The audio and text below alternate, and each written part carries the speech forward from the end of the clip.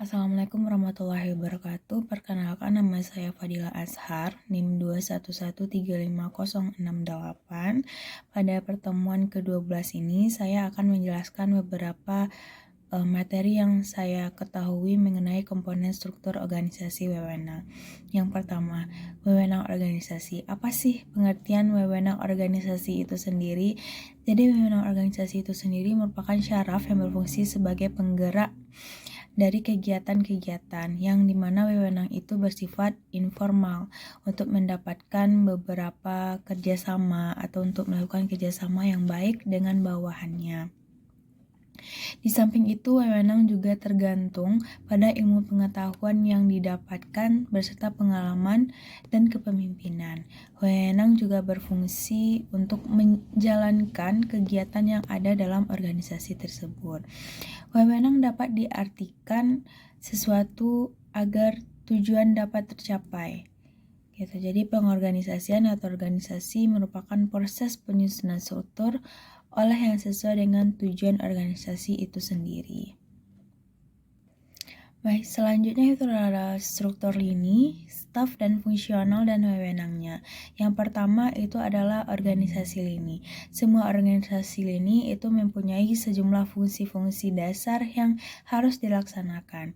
Contohnya organisasi perusahaan biasanya mempunyai 3 fungsi dasar, yaitu produksi, manufaktur, habis itu pemasaran, habis itu keuangan.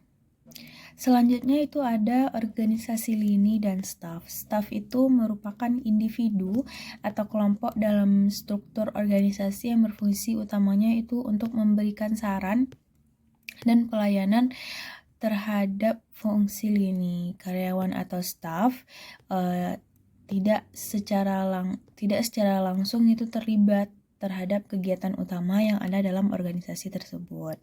Selanjutnya itu ada wewenang lini, staf, dan fungsional. Yang pertama itu wewenang lini.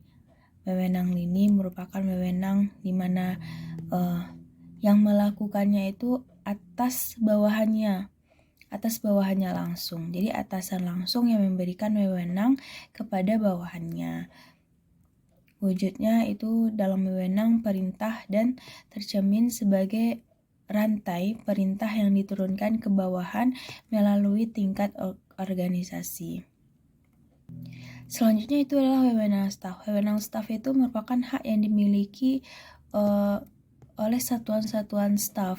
Jadi kayak spesialisnya untuk menyarankan, memberi rekomendasi atau konsultasi kepada personalia ini. Jadi wawancara atau dengan menggabungkan ketiganya, yang yaitu metode kuesioner, metode observasi, dan metode wawancara. Baseman akan mengajukan 6 pokok kualifikasi yang harus dipengaruhi oleh seorang staf. Yaitu apa aja sih basemannya? Yang pertama itu adalah pengetahuan yang luas tempat di mana dia bekerja, punya sifat kesetiaan, tenaga yang besar, kesehatan yang baik, dan mempunyai inisiatif untuk membantu atau menolong atau memberikan beberapa pemikiran antar sesamanya, dan memiliki pertimbangan yang baik dan kepandaian yang ramah. Selanjutnya itu punya semangat kerja sama yang ramah, memiliki sifat kesederhanaan dan kemauan baik dan optimis, kestabilan emosi dan tingkat laku yang sopan. Selanjutnya itu adalah kualifikasi utama. Kualifikasi utama itu merupakan keahlian pada bidangnya dan punya loyalitas tersendiri yang memiliki konsekuensi organisasi yang menggunakan staf, yaitu menambah biaya administrasi, struktur organisasi menjadi kompleks, dan kekuasaan tanggung jawab, serta wewenang staf. Ada beberapa hal yang perlu diperintahkan dalam mendelegasikan suatu kegiatan kepada orang yang dituju, yaitu bagaimana cara menetapkan dan memberikan tujuan serta kegiatan yang akan dilakukan. Habis itu melimpahkan sebagian wewenang kepada orang yang ditunjuk. Selanjutnya itu orang yang ditunjuk itu memiliki kewajiban atas apa yang harus dilakukannya agar tercapai tujuannya tersebut, menerima hasil dan bertanggung jawab bawahannya atas kegiatan yang diimpikannya. Yang terakhir itu ada wewenang staf fungsional. Jadi wewenang staf fungsional itu adalah hubungan yang terkuat yang dapat dimiliki oleh staf dengan satuan-satuan lini. Jadi agar adanya wewenang yang dimiliki oleh seseorang dapat ditaati atau dijalani oleh bawahannya, maka diperlukan adanya beberapa hal. Yang pertama adalah kekuasaan atau power, yaitu sebuah kemampuan untuk melakukan hak atas apa yang mereka perintahkan atau mereka tujukan dengan cara mempengaruhi individu, kelompok, ataupun keputusan. Menurut jenis kekuasaan yang dibagi menjadi dua juga. Apa itu? Yang pertama itu kekuasaan pribadi atau personal power, berasal dari para pengikut dan didasarkan pada seberapa besar para pengikut mengagumi atau respect lah, dari respect terhadap apa yang dikatakan oleh pemimpinnya. Yang kedua itu adalah tanggung jawab dan akuntabilitas. Yaitu merupakan kewajiban yang melakukan sesuatu yang timbul bila seorang bawahan itu menerima wewenang dari atasannya. Jadi accountability yaitu pemerintahan pertanggungjawaban atas pemenuhan tanggung jawab yang dilimpahkan kepadanya. Jadi yang penting untuk diperhatikan bahwa wewenang yang diberikan dan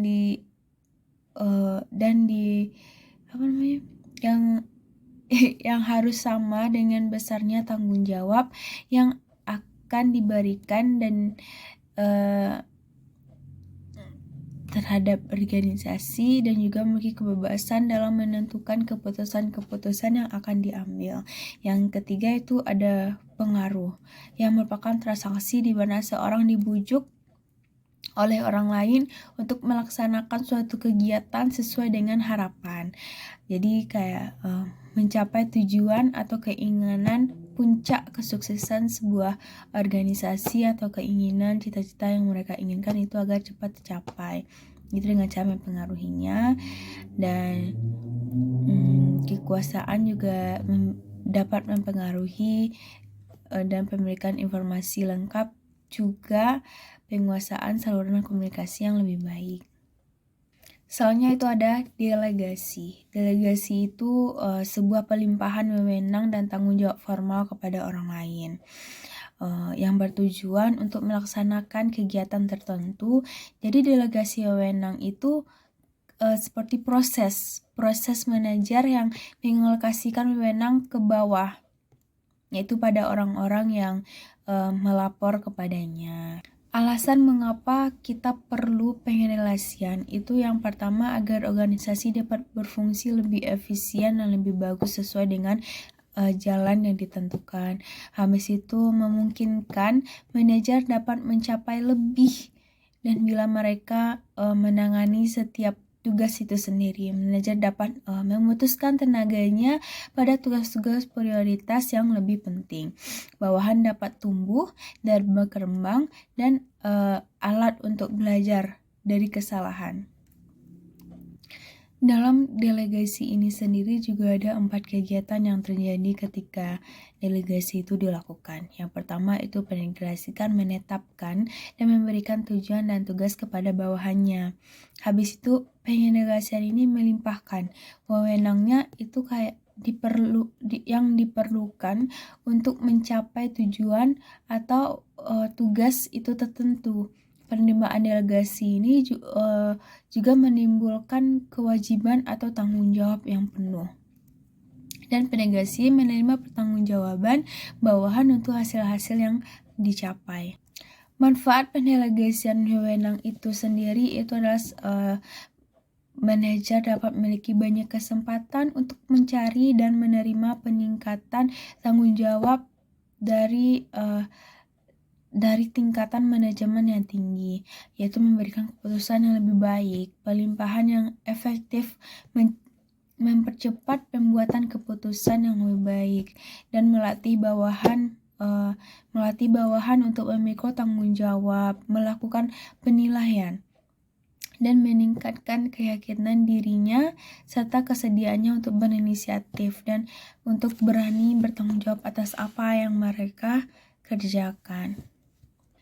Jadi syarat untuk delegasi yang efektif itu sendiri itu adalah kesediaan manajer untuk memberikan kebebasan kepada bawahannya.